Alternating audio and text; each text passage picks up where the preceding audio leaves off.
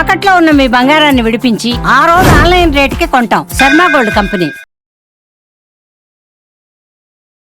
నమస్కారం, సుమన్ టీవీకి స్వాగతం. ముందుగా సుమన్ టీవీ ప్రేక్షకులకు శ్రీ విశ్వావసునామ ఉగాది శుభాకాంక్షలు.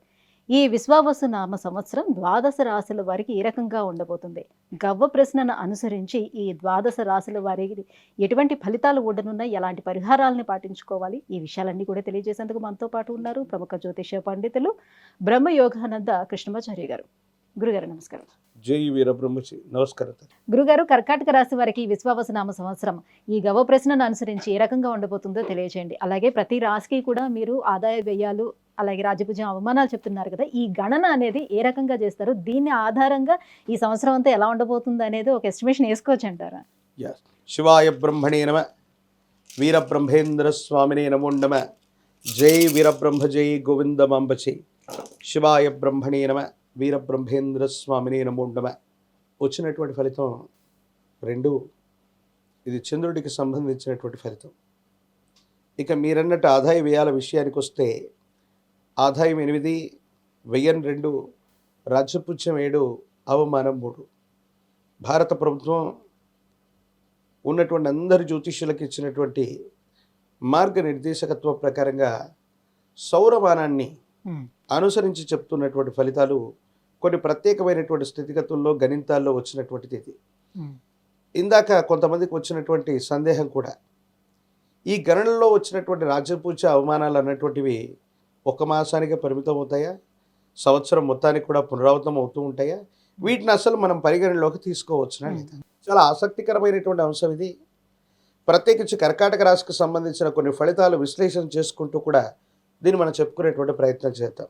కర్కాటక రాశి వారికి అష్టమ భావంలో శని భగవానుడి యొక్క సంచారం తొలగిపోయింది.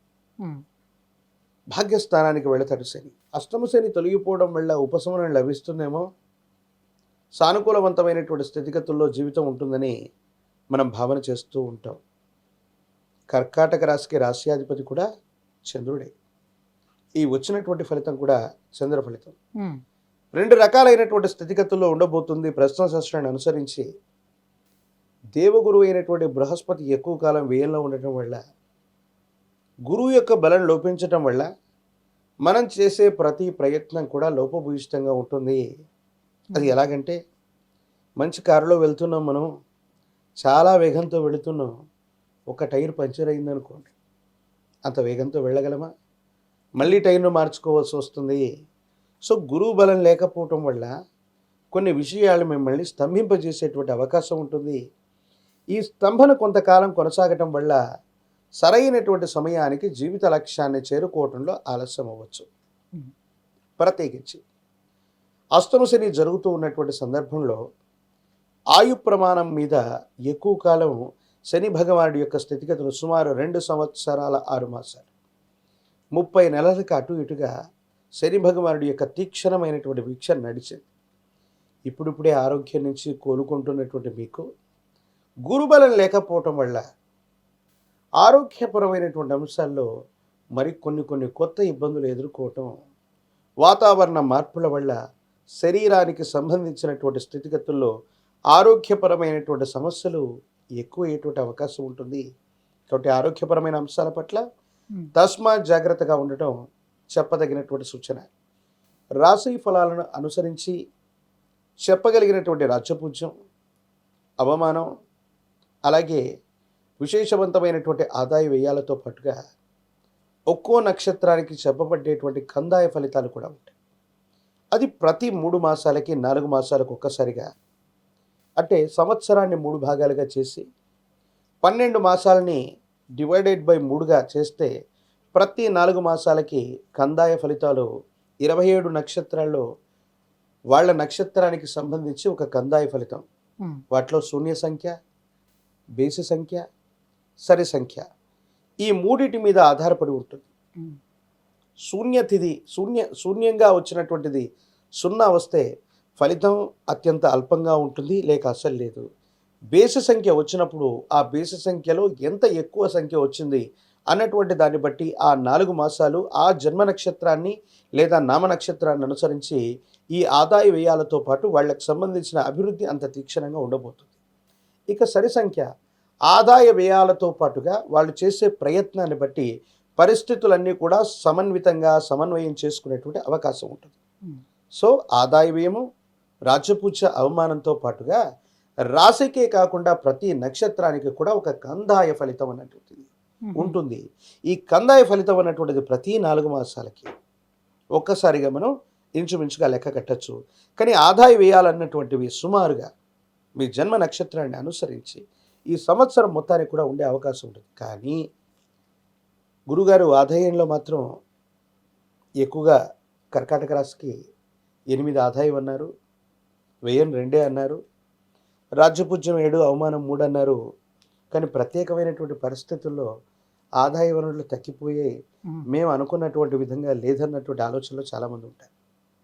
అది ఈ రోజు మాట కాదు, కొన్ని సంవత్సరాలుగా రాశి ఫలం ఒకటి చెప్తుంటే మీ వాసి ఫలం వేరే రకంగా ఉంటుంది. దీనికి గల కారణం ఏంటి? మీ జన్మ జాతకంలో ఉన్నటువంటి గ్రహాలు, గోచారవశాత్తు ఉన్నటువంటి స్థితిగతుల్లో ఉన్నటువంటి గ్రహాలు ప్రతికూలవంతమైనటువంటి పరిస్థితులు. ఇక్కడ దేవగురు బృహస్పతి చాలా బాగున్నాడు అనుకుంటే మీ యొక్క జన్మజాతకంలో బృహస్పతి వ్యయంలో ఉన్న, నీచలో ఉన్న, పాపగ్రహాలతో చూడబడి పడుతూ ఉన్న వస్తున్నటువంటి ఫలితాలు అత్యల్పంగా ఉంటూ ఉంటాయి. మీరు చాలా ఉన్నతమైన స్థితికి వెళతారు, ఆర్థికంగా బాగుందనుకునే వాళ్ళు అప్పుల పాలవుతున్నటువంటి దాఖలాలు.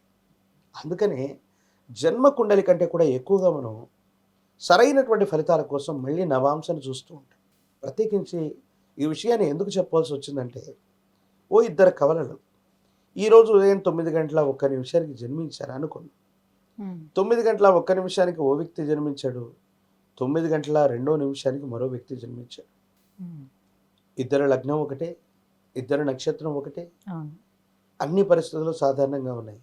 కానీ కవలల్ని ఎప్పుడైనా చూడండి, వాళ్ళిద్దరి ఆయు ప్రమాణం వేరువేరుగా ఉంటుంది. వాళ్ళిద్దరు ప్రొఫెషన్స్ కూడా చాలా వేరుగా ఉంటాయి. ఒకరు కుడి చేత్తో రాస్తే వేరొకరు ఎడమ చేత్తో రాస్తున్న దాఖలాలు కూడా ఉంటాయి.